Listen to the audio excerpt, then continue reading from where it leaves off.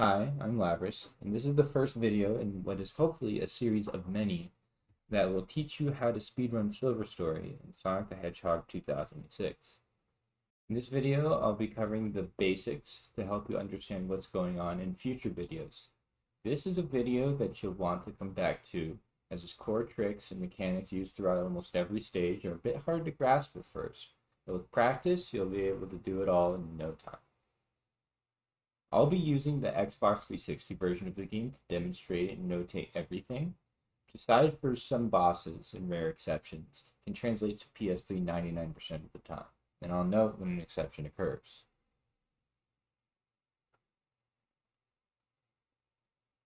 So, before we get into the game-breaking cool stuff, I want to take a moment and cover what the game gives you by default.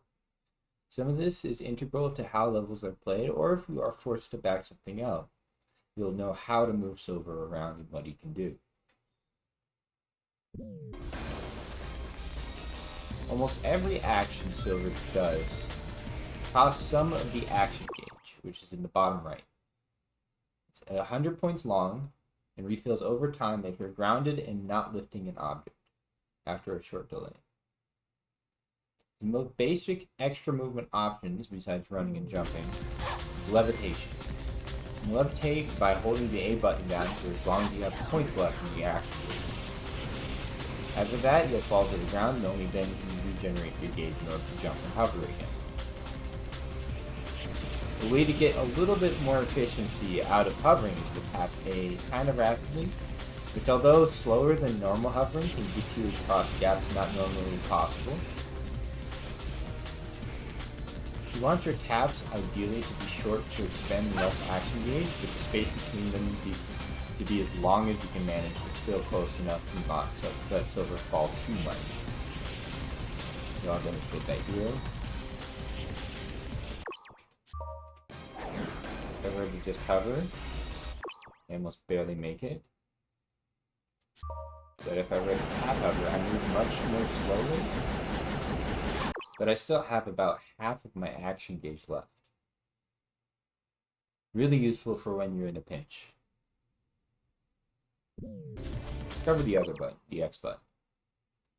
The X button, without upgrades, gives Silver a very short-range stun slap that is useful for stunning single enemies. For this purpose, it tends to be more useful in the air, as during the slap, your speed is locked. Any speed you had going in is carried into the slap, and as such, you are only really subject to gravity and which way you tend to point Silver until you release X or hit the ground. Keep this in mind, as it's really useful, the speed locking property, for other advanced techniques that I'll cover later.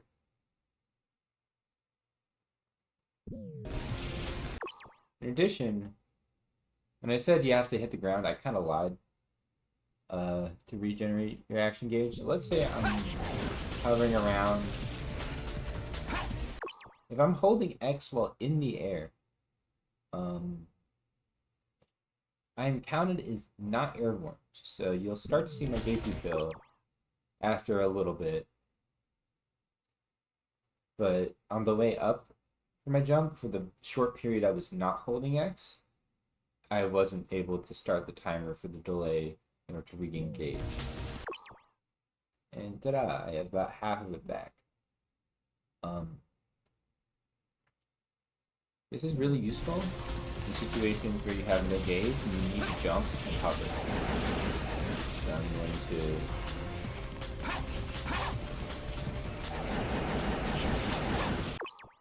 something like that. On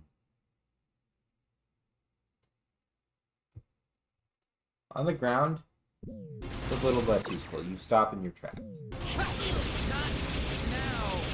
Kind of like that, but less death.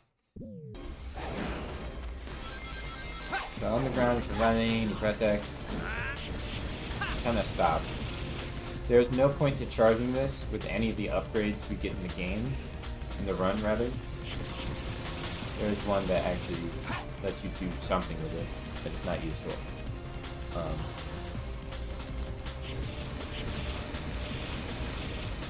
What this charge animation is actually useful for is changing your angle while being in place.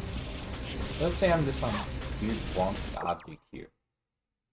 I'm going to, I want to be as low on the object as possible, let's say. But now, if I walk any further down, I'm going to fall off. So instead of actually tapping up to displace myself, I can just rotate in place.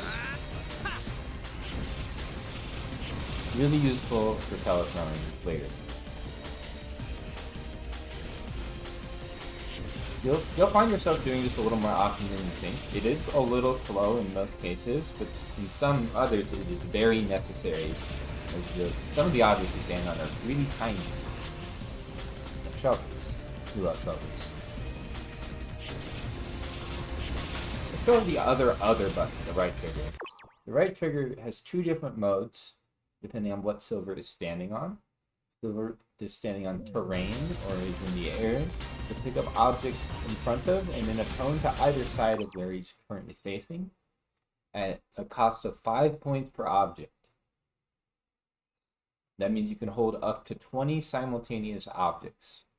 This limit is useful in Egg Genesis in particular, but it's kind of useful to know that it's 5 per object, so you can get an idea of what 5 looks like.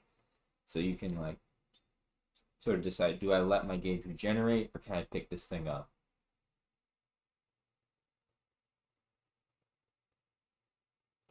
Once held, you can let go of the right trigger button and you will hold anything you have already picked up, but you cannot pick up anything else once you let it go.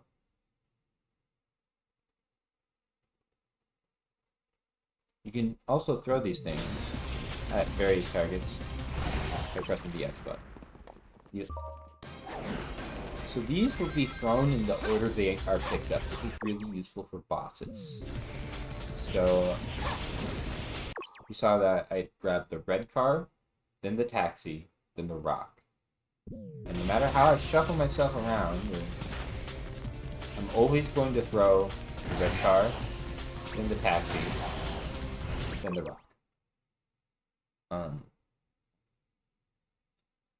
This is very important to cause objects not to run into each other, especially if they are large objects that you are forced to use, like in the Obelisk 1 boss fight. Really important stuff. If Silver is standing on top of an object, that's one of them. Great. That you can pick up. He's going to lift the object. Woohoo, platforming.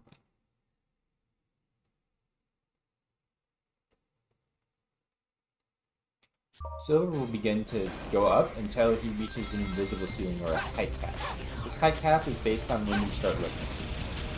So, if I were to lift from here, I'd have a height cap of here. You can jump off of it, whatnot. However, if I were to lift this somewhere else,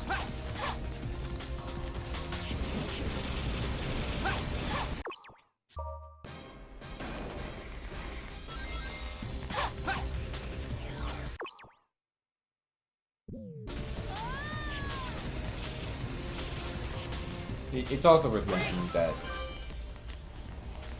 lifting an object has a higher cost than what it takes to get a bit of height. So I'm going to spend a bunch of action gauge doing various things. You didn't see that teleport guy.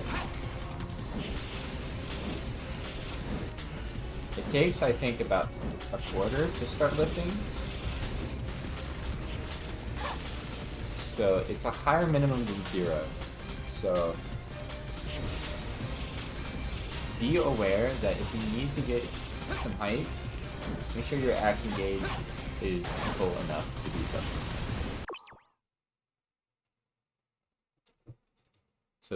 pay attention to your action gauge whenever you pick something up or lift yourself on top of something, just to see if you have enough gauge to even start.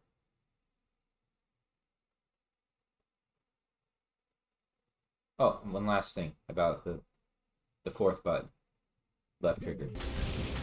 Pressing left trigger resets the camera in whatever direction you're facing. Boom.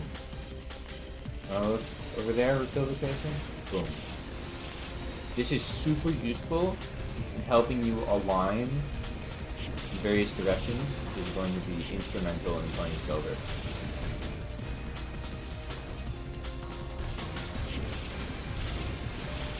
Hope that gave you a brief introduction of what Silver is capable of. In the next part, I'll be showing you some of the advanced techniques that are used throughout the story. Something a little beyond basic controls.